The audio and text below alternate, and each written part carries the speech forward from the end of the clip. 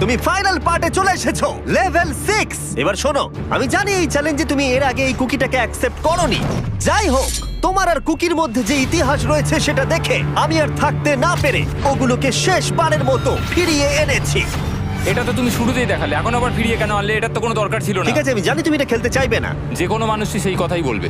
ওখানে যাব কি করে? লাফিয়ে আর কিভাবে ওখানে যাবে? আর প্রত্যেকটা জাম্পে এগুলোর ডিস্টেন্স আগের থেকে বেড়ে যাবে। আর আমি ভাবলাম এটাও যদি বেশি কঠিন না হয়, তাই আমি কুকিগুলোকেও স্টেপ বাই স্টেপ আরো ছোট করে দিয়েছি। আর এর মাঝে শুধু একটাই জিনিস আছে, ট্র্যাপিজ বার।